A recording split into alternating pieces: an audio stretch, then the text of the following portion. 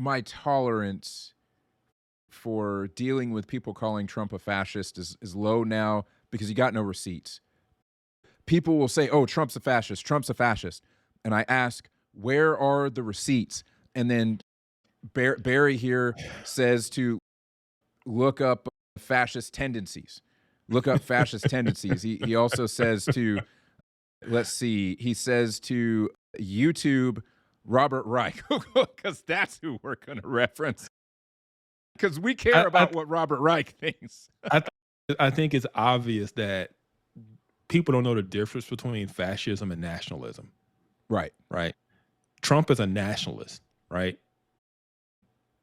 And he's preaching nationalism, and people are going, "Oh, he sounds like Hitler."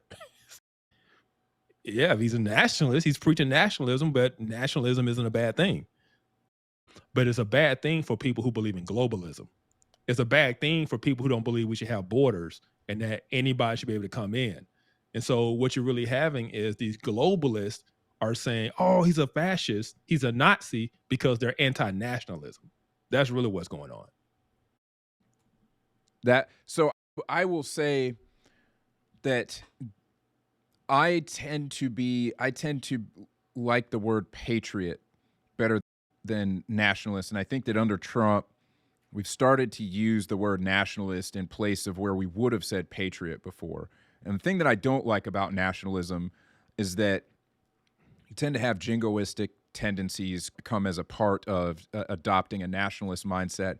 And nationalism really says, my country over everybody, whether we're right or wrong. And I don't think that's what Americans really want. I don't think that's what No. Americans really mean. They really mean patriotism and to not essentially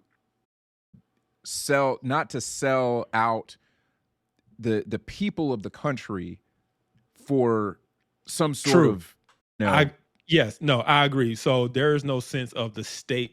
So the issue with nationalism from a Nazi perspective, it was the state over everything else.